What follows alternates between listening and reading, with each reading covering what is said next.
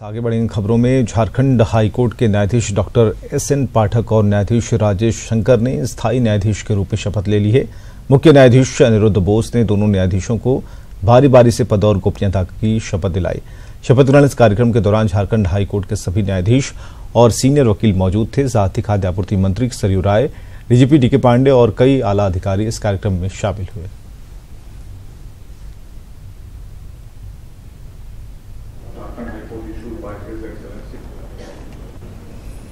झारखंड के 8 साल पुराने नेशनल गेम्स घोटाले में ईडी आज से जांच शुरू करेगी और इस सिलसिले में रांची में दर्ज एफआईआर को आधार बनाते हुए जांच शुरू होगी। साथ ही prevention of money laundering act के तहत भी कार्रवाई होगी ताकि घोटाले की रकम से जमा संपत्ति दर्ज की जा सके। झारखंड हाईकोर्ट के आदेश पर एसीबी ने मामले की जांच शुरू की थी और इस मामले में एनजीओसी के पीसी मिश्र और एसएम हाशमी को जेल की हवा खानी पड़ी, जबकि कई सफेदपोश बच गए। साथ ही एसीबी की जांच पर भी सवाल उठते रहे और ऐसे में ईडी द्वारा मामले को टेक ओवर करने से घोटालेबाजों में हड़कंप मचा है। साथ ही पूर्व केंद्रीय मंत्री सुरेश कलमाडी और आर.के. आनंद समेत कई बड़े खेल अधिकारी भी नप सकते हैं और इस मामले में टेंडर समिति पर करोड़ों के फर्जीवाड़े का आरोप है। और दिल्ली से शंकर आनंद है फोन लाइन पर। जो जांच चल रही थी उस जांच के बाद शंकर अब ईडी के हाथों में दे दिया गया है सब कुछ, लेकिन जो कार्रवाई होनी चाहिए थी वो नहीं हो पाई। अब जो कार्रवाई होगी उसमें थोड़ी संतुष्टि जरूर नजर आएगी। क्या कुछ होना है, इसकी रूपरेखा कैसे तैयार की गई है?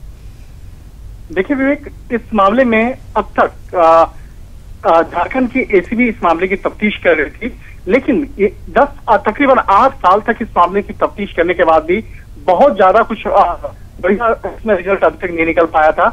लिहाजा अब इस मामले में ईडी अब इस मामले को टेक ओवर करने वाली है। ईडी इस मामले की जांच करने वाली है और जांच करने से पहले जो तमाम जो शुरुआती तौर पे औपचारिक तौर पर दस्तावेज लेने का जो काम होता है वो चल रहा है और इस मामले में जल्द ही ईडी इस मामले को दर्ज करने के बाद कई लोगों के खिलाफ एक ठोस कार्रवाई करने वाली है और इसी मामले पर सुगबुगाहट तेज हो गई है। और इस मामले में लगातार ईडी के जो अधिकारी है एसीबी के अधिकारियों के साथ संपर्क कर रहे हैं और एसीबी के अधिकारियों ने इस बात कि हमें पुष्टि भी की है कि ईडी के अधिकारी हमारे साथ संपर्क में है और कई दस्तावेज उनको दिया भी जा चुका है। तो अब यहाँ पे औपचारिक तौर पर वो केस को रजिस्टर करने का जो काम है वो बाकी है और इस मामले में जैसे ही ईडी केस को रजिस्टर करेगी तो उन तमाम मामलों की पड़ताल फिर से खुलना शुरू होगा।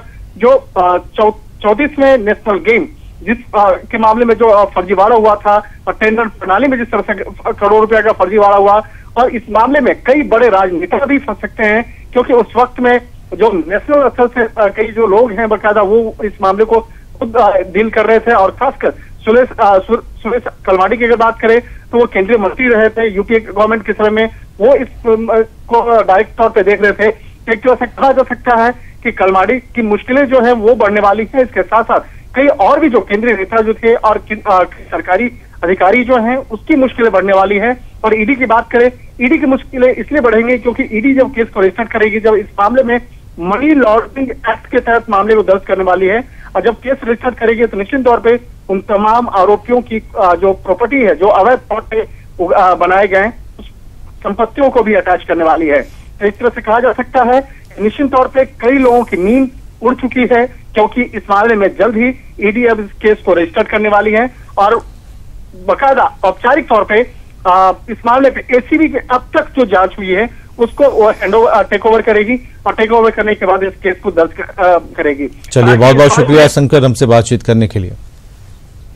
धनबाद के डीआरएम चौक पर नो एंट्री में हाईवा और कार के बीच टक्कर में 3 यात्रियों की मौत हो गई। मृतकों में पीएमसीएच के डॉक्टर एस साहा और बेटी डॉक्टर अभिलाषा साहा और ड्राइवर शामिल है, जबकि डॉक्टर साहा की पत्नी और नाती की हालत गंभीर है। उन्हें दुर्गापुर रेफर किया गया है। घटना से नाराज लोगों ने जमकर हंगामा मचाया और हाईवा जलाने की कोशिश की। डॉक्टर साहा परिवार के साथ गोविंदपुर लौट रहे थे, तभी नो एंट्री में हाईवा घुस गई और ये हादसा हो गया। डॉक्टर है, डॉक्टर का बेटी है, मेरा छोटा भाई है, ड्राइवर है और एक अन्यथा और आदमी है। तो ये सब 4 लोग आदमी है, अभी हॉस्पिटलाइज है, स्पॉट 2 है।